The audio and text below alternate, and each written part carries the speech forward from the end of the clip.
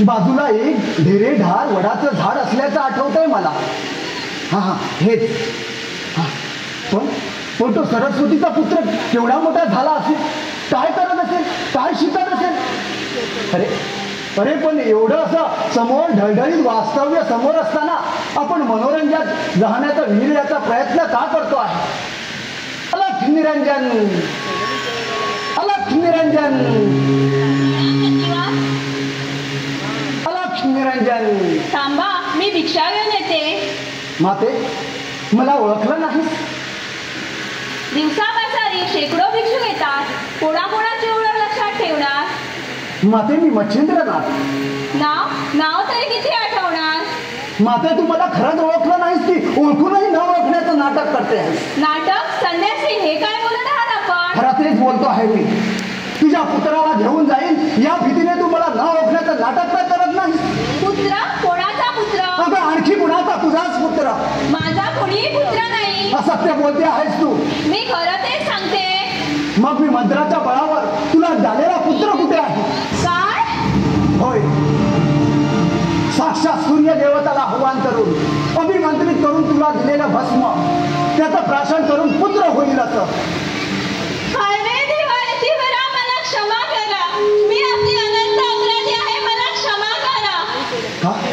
काय झालं? अगं रडतेस का अशी? रडते माझ्या कर्माला. दैव देतं आणि कर्म देतं असं म्हटलं ते काही खोटं नाही. अगदी तसाच प्रकार झाला आहे माझ्या बाबतीत. पुन्हा पुन्हा क्षमा कसली मागतेस? अगं काय झालं ते एकदा तर सांगून तरी टाक. महाराज, मी अभागी आहे, दुर्भाग्य आहे. मी आपल्यावर विश्वास ठेवू शकले नाही. मी ते भस्म सेवनच केलं नाही. काय? भस्म सेवन केलं नाही? मग मी ते उकिड्यावर नेऊन फेकले. हर हर पापीनी, हे क्रूर कर्म करताना तू दगावलीच कशी नाही? चूक माझी नाही महाराज. भस्म देऊन आपण गेला. मी एवढी आनंदित होते, कुणाला काय सांगू आणि किती सांगू असं झालं होतं मला. तेवढ्या दुपारी माझी शेजारी गप्पा मारायला आली. मी तिला भस्माबद्दल सर्व काही सांगितलं, तर तिने मला नाही ते सांगून घाबरवलं. म्हणाली, हे कानफटे साधू फार भयंकर असतात, जंतर मंतर करतात, जादू तोडण्यासारख्या विद्या असतात.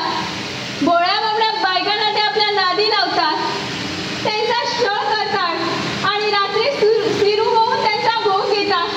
असं म्हटल्यावर मी एवढी घाबरले, तडक बाहेर पळाले आणि पदरात असलेलं ते भस्म उकिड्यावर फेकून आले.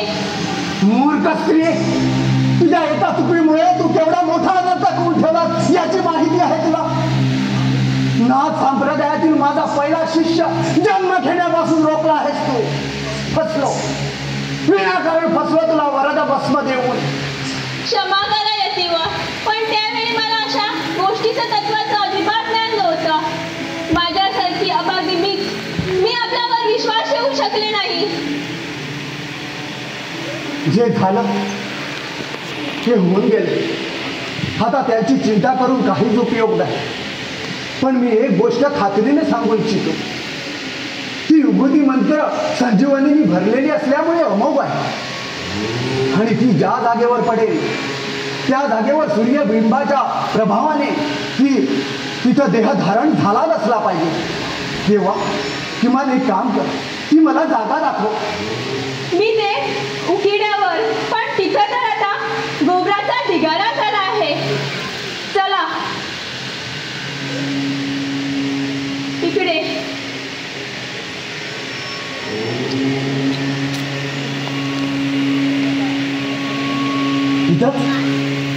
इथंच टाकलं होतंस ना?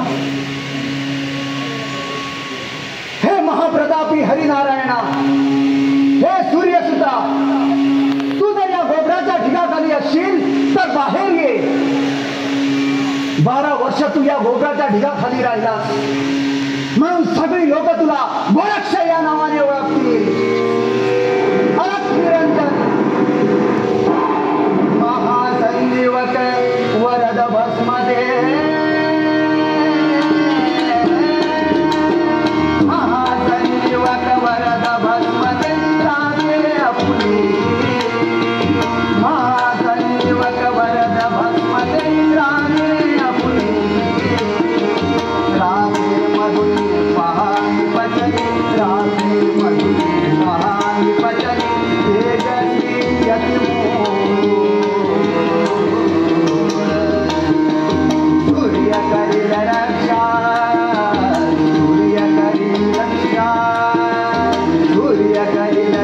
रक्षा सूर्य करील रक्षा गरजती त्रिलोक्य रक्षा